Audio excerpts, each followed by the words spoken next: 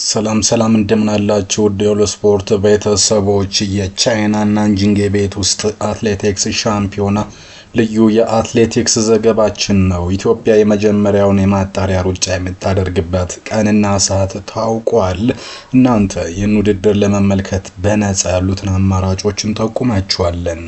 ኢትዮጵያን በዚህ ውድድር ጽጌ ድጉማን ጨምሮ 3 አትሌቶች ወክሏታል። ለመሆኑ 3ቱ አትሌቶች ያላቸው ብቃት ምን ይመስላል? ሰዓቱ ስንት ሰዓት ነው? በኢትዮጵያ አቆጣጠር የተዘጋጀ ሲሆን እያንዳንዱ አትሌት እስካሁን ያሳኩት ታሪክ ምን ይመስላል የሚለው ከወትሮ በተለየ ሰፋ አድርገን መረጃዎችን ይዘንላችሁ መተናል። እንዲሁም የዓለም አትሌቲክስ ሻምፒዮና በታሪክ ለኢትዮጵያ ሜዳሊያ ማን ነው መጀመሪያ ጊዜ ያመጣው? ወርቁስ ምን ይመስላል? መቼ መካፈል ጀመርን?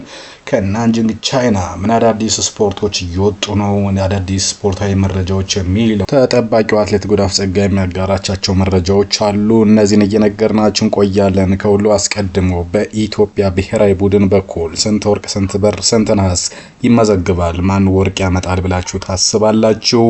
ለኛ ግን ለሁሉም ድል ለኢትዮጵያ፣ ወርቁ ለኢትዮጵያ አድርገው ብለን ፕሮግራማችንን እንጀምራለን። የኢትዮጵያ ብሔራዊ ቡድን 12 አትሌቶችን ሉክ ይዞ ከትናንት በስቲያ ከቦሌ አውሮፕላን አየር ማረፊያ ማለት ነው በሯል ወደ ቻይና ናንጂንግ። ጠዋት እንግዲህ አርብ ጠዋት 12 ከሩብ ላይ የመጀመሪያው ውድድር ይደረጋል። 800 ሜትር ማጣሪያ ነው። እጅግ ጠንካራ ማጣሪያና ፉክክር የሚደረግበት ነው። ከኢትዮጵያ በኩል 3 አትሌቶች በዚህ ዝርዝር ውስጥ ተካተዋል።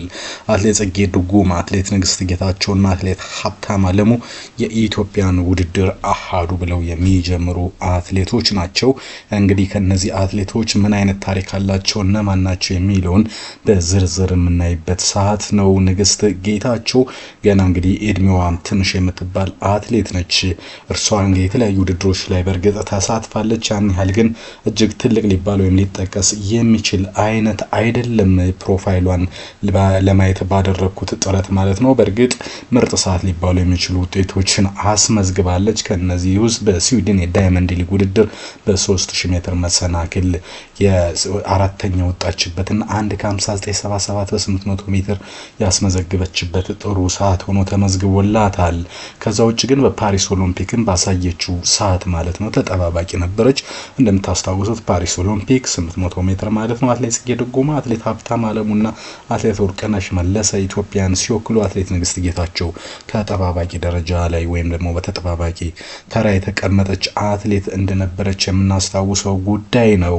በ23 በ40ኛው ፔፕሲ አዲስ አበባ ክለቦች አትሌቲክስ ሻምፒዮና አትሌት ትግስት ጌታቸው አንደኛ ነበር የወጣችው። በዛ ወቅት እንግዲህ አትሌት አሮን ሙሉና አትሌት ብርቱካኗ ደጉ፣ አትሌት ሙሉዬ ሞስዬ የተሰኙ አትሌቶችን አስከትላ በመግባት የወርቅ ሜዳሊያ ባለቤት እንደነበረችም የሚታወቅ ነው። በስልጤ ዞን የምስራቅ ስልጤ ወረዳ በአንድ ወቅት በተዘጋጀ ውድድር ላይም እንዲሁ በ800 ሜትር ጽጌ ድጉማ አንደኛ ስትወጣ፣ ንግስት ጌታቸው ሶስተኛ፣ እንዲሁም አዳኖ ኒንቆ ከሸገር ከተማ ከ1 እስከ 3 ባለው ዝርዝር ውስጥ መግባታቸውን የንግስት ጌታቸው ታሪክ ያሳያል።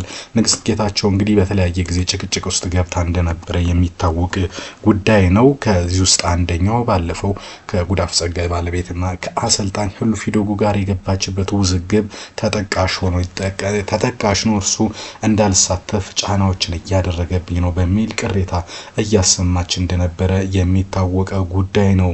ንግስት ጌታቸው በእርግጥ አሁን ላይ 23 ዓመቷ መሆኑን ተከትሎ ገና እድሜዋም ገና ነው የተወለደችው 28 ፌብሩዋሪ 2000 ላይ መሆኑ ይታወቃል። ነገር ግን እኛን በምትወክልበት በአርብ ጠዋቱ ጨዋታ በዛግሬብ 1:57.47 በ800 ሜትር ባለፈው ዓመት የገባችበት ምርጥ ሰዓቷ ሲሆን በፓሪስም በ2024 በ1500 ሜትር 3:58.98 ያህል መሮጥ የቻለች ነች። አትሌት ጠንካራ ሊያሰኛት የሚችለው በዳይመንድ ሊግ 2024 የተለያዩ የዙር ውድድሮችን አድርጋለች። በጄመን ዳይመንድ ሊግ ቻይና ማለት ነው በ2024 ይሄ ጥሩ ሊባል የሚችል ነው። 800 ሜትርንም ከ2 ደቂቃ በታች በ24 በሃውስ ግላን ስቶክሆልም ያደረገችው ሰዓትም ጥሩ ነው ተብሎ በተለያየ መገናኛ ብዙሃን የተመዘገበላት ጉዳይ ነው። 24 ኦሎምፒክ ጌም ላይ እንግዲህ በፓሪስ ተጠባባቂ መሆኗና በዛ መካተቱ አንዱ ጥሩ የሚያስብላት ሲሆን እንደነገርኳቸው 1:57.47 በ800 ሜትር በዓለም አትሌቲክስ ኮንቲኔንታል ወይም ወርልድ ቱር በሚባለው በዛግሬብ ያስመዘገበችው ሰዓት ድንቅ ሰዓቷ ነው። በ25 ወርልድ አትሌቲክስ ኢንዶር ሻምፒዮንሺፕ ደግሞ ናንጂንግ እንድትወክል በ2025 ተመርጣለች። ግህሉፍ ሂደጉ ባለቤቴን ጨምሮ ልምምድ የምሰራበት ቦታ በፖሊስ እያስፈራራን ነው፣ እኔ ላይም ጫና እየፈጠረብኝ ይገኛል። ይህም ከእርሱ ስልጠና ስር ወይም ደግሞ በሱ ስር ሆኜ ለረጅም ጊዜ ስለጥን በመውጣቴ ነው በሚል የተለያዩ ቅሬታዎችን ስታቀርብ የነበረ ቢሆንም የኋላ ግን ተሳክቶላት ወደ ናንጂንግ ቻይና ማቅናት ችላለች ማለት ነው። ምናልባት እንግዲህ ወጣት የ23 ዓመት አትሌት ታሪክ ልትሰራ የምትችልበት እድልም ይኖራል። ማጣሪያውና ከዛ ቀጥሎ ያሉትን የግማሽ ፍጻሜ ማጣሪያ ውድድሮች የምናየው ይሆናል። ሌላኛዋ ኢትዮጵያውያን የምትወክለው ከቀዳሚዎቹ ውስጥ አንዷ ሀብታም አለሙ ባየህ ነች። እርሷ 27 ዓመቷ ነው። የተወለደችው በ1997 በመራዊ አማራ ክልል የተወለደችው አትሌት 52 ኪሎ ግራም ስትመዝን 1 ሜትር ከ70 ሴንቲሜትር ደግሞ ትረዝማለች። የትራክና ፊልድ ሯጭ ነች። በ800 ሜትርና በ1500 ግን ስመጥር የሆነች አትሌት ነች። 1:56.71 በ2018 በኢንዱር እንዲሁም ደግሞ 1:58.19 በ2021 አስደናቂ ሰዓት ወይም ደግሞ ውጤት ያስመዘገበችበት ነው። በሞናኮ 2018 800 ሜትር 1:56.71 በቶሪን 21 ሜትርን በቤት ሻምፒዮና 1:58.19 ማስመዝገብ የቻለች ነች። 1500 ሜትርን ደግሞ 4:01.41 በዶሃ 2018 ያስመዘገበችው ሰዓት ሲሆን በቶርን 1500 ሜትር ደግሞ 4:02.52 የገባችበት ሰዓት ነው። የሀብታም እንግዲህ ለየት የሚያደርገው ውድድሯን ስትጀምር እንደ ደራርቱ ሁሉ ከ30 በላይ ደረጃ ወጣ መጀመሯ ነው። በቤጂንግ ቻይና ወርልድ ሻምፒዮና በ2015 38ኛ ደረጃን ይዛ አጠናቃለች። በዛው ዓመት በአፍሪካ ጨዋታዎች ግን በብራዛቪል ሪፐብሊክ ኦፍ ኮንጎ 4ኛ ወጣ ነበር ያጠናቀቀችው። በዓለም የቤት ሻምፒዮና በፖርትላንድ ዩናይትድ ስቴትስ እንዲሁ 6ኛ ወጣለች። በ2016 በኦሎምፒክ ጨዋታዎች በሪዮ ዴ ጄኔሮ ብራዚል 15ኛ፣ በ2017 በዓለም ሻምፒዮና ለንደን ዩናይትድ ኪንግደም 14ኛ፣ በወርልድ ኢንዶር ሻምፒዮንሺፕ በበርሚንግሃም ማለት ነው 4ኛ ወጣለች። ከዛ በኋላ ደረጃዋን አሻሽላ በአፍሪካ ሻምፒዮንሺፕ በ2018 ማለት ነው 3ኛ በመውጣት የነሐስ ሜዳሊያ ባለቤት ሆናለች። ከዛም ቶኪዮ ጃፓን ላይ መሳተፍ ችላ ነበር። በኦሎምፒክ 6ኛ ደረጃን ያዘችው። በእርግጥ ጥሩ ለሚባሉ ሰዓቶችንም ያስመዘገበች አትሌት ነች። ይህች አትሌት ድርቤ ወልተጂ በ3:58.89 በመግባት የዓመቱን ፈጣን ሰዓት ባስመዘገበችበት የቤት ውስጥ ውድድር በፌብሩዋሪ ላይ በተደረገው ውድድር ማለት ነው 2ኛ ደረጃን በመያዝ በ4:03.86 በአስደናቂ ሁኔታ ስሟን በታሪክ መዝገብ ላይ ማስጻፍ የቻለች ነች። ምናልባት እሷ የምትሮጥበት ጠንካራ ተፎካካሪ ያለበት ነው።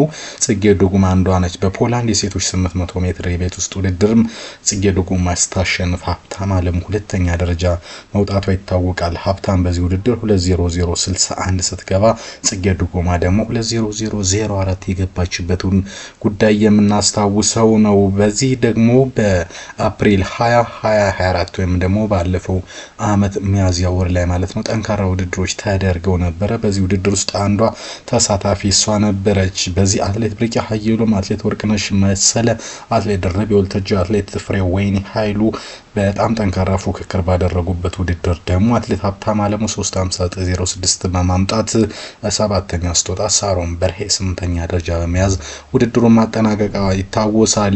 ሆኖ በ33ኛ ኦሎምፒክ 800 ሜትር ልምድና ተስፋን የሰነቀችው አትሌት ሀብታም አለሙ እድሜው 28 ነው። በአሁኑ ጊዜ በኢትዮ ኤሌክትሪክ ክለብ ስር ነው የምትሰለጥነው። አሰልጣኙ ህልፊ ደጉና ሙሉቀን ፍቅሬ እንደሆኑ መረጃዎች ያሳያሉ። የማናጀር ተወካይ ህልፊ ደጉ ነው። ሁዋን ፔድሮ ፓንዳ ደሎሳ ደግሞ ዋናው ማናጀር እንደሆነ ሲገለጽ ስፖንሰሯ ናይኪ ነው ይላል መረጃው። የግል ምርጥ ሰዓቷ እንደነገርኳቸው 1:56.71 ሲሆን የውድድር የዘንድሮ የአመቱ ፈጣን ሰዓት 1:57.06 ነው። በዓለም አትሌቲክስ ያላት ደረጃ ደግሞ በአሁኑ ጊዜ 10ኛ ሲሆን በ24 ዳይመንድ ሊግ በ1:57.70 2ኛ ደረጃን ይዛ አጠናቃ ነበር። ባለፈው አመት በቶርን የቤት ውስጥ ውድድር 1:57.86 የወቅቱ ፈጣን ሰዓትም ሆኖ ተመዝግቦላት ነበር። በ800 ሜትር 1:57.05 ሰዓት የሆነ የኢትዮጵያ ክብረ ወሰን ባለቤት እንደሆነችም የሚታወቅ ጉዳይ ነው። ወደ ሌላኛው አትሌት እንሂድ። ምናልባትም ኢትዮጵያን በወርቅ ስማቸውን ከመጀመሪያው ታጽፋለች ተብሎ ከሚጠበቁት ውስጥ አንዷ ጽጌ ዱጉማ ነች።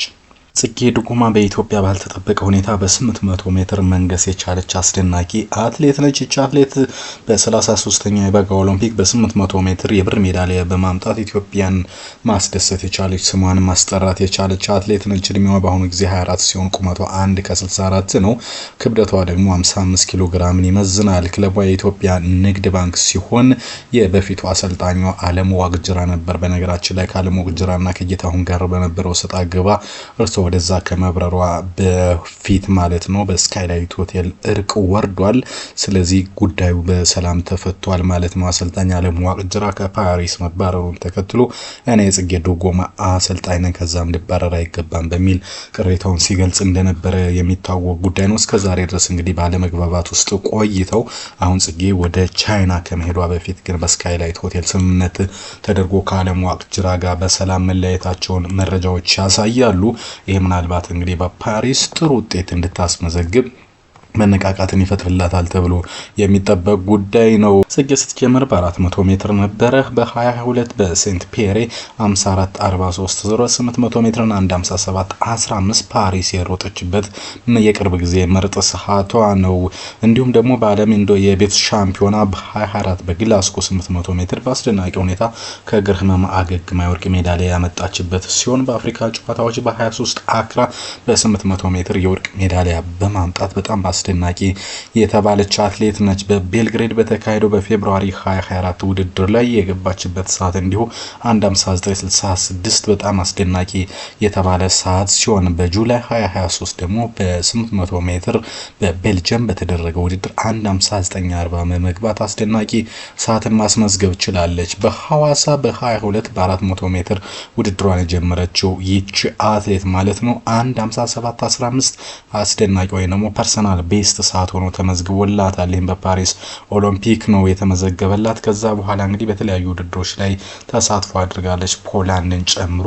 አሁን የምትጠበቀው በ2025 ወርልድ አትሌቲክስ ኢንዶር ሻምፒዮንሺፕ በናንጂንግ ቻይና ምን አይነት ታሪክ ትሰራለች የሚለው ነው። እናንተ ጽጌ ወርቁን የምታመጣ ይመስላችኋል? ድል ለኢትዮጵያ፣ ድል ሀገራችን።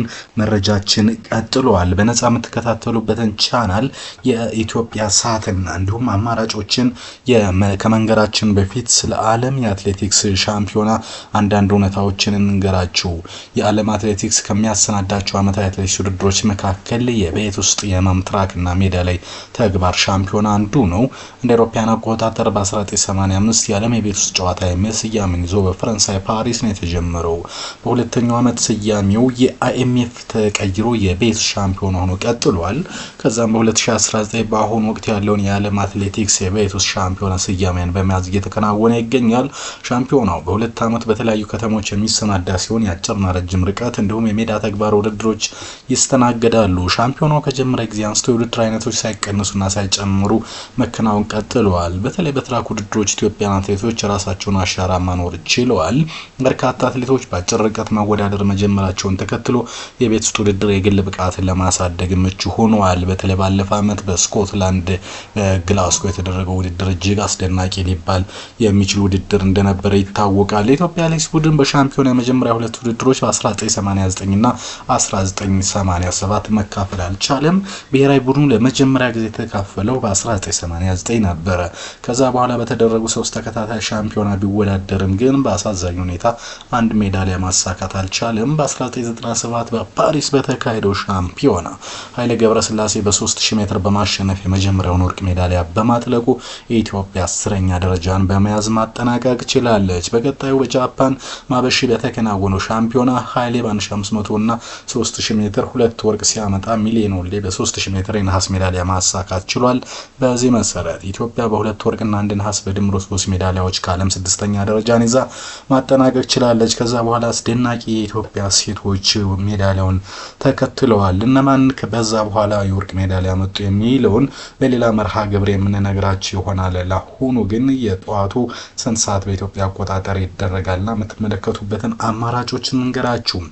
በኢትዮጵያ ጠዋት ላይ 800 ሜትር የመጀመሪያው ማጣሪያ ውድድር 12 ከሩብ ላይ ነው የሚደረገው። ጽጌ ዱጉማ፣ ሀብታም አለሙና እንዲሁም ንግስት ጌታችን ደቅ የሚካፈሉበት ውድድር ማለት ነው። ይሄ ውድድር ከዛ በኋላ ከሰዓት 7 ከ33 ላይ በ1500 ሜትር ሴቶች ማጣሪያና 8 ከ20 ላይ 1500 ሜትር ወንዶች ማጣሪያ የአርብ የኢትዮጵያ የመጋቢት 12 07 2017 አቆጣጠር ነው። ሩጫው በዲኤስቲቪ የሚተላለፍ ሲሆን በዓለም አትሌቲክስ ገጽ ድር እንዲሁ የሚተላለፍ ነው። እንዲሁም ደግሞ run.com የተሰኘ ነፃ አንድ ዌብሳይት አለ ውድድር የሚያስተላልፉ ሌሎችም ደግሞ በነፃ የሚተላለፉ ህጋዊ የሆኑ የዌብሳይት ሊንኮችን ሁሉ ስፖርት እየተከታተለ የሚያጋራችሁ ነው የሚሆነው። ለማንኛውም ድል ለኢትዮጵያ አትሌቶች እንዲሆን በድጋሚ እንመኛለን። ነገ ጠዋት ውጤቶችና ሌሎች መረጃዎችን ይዘን እንመለሳለን። መልካም ጊዜ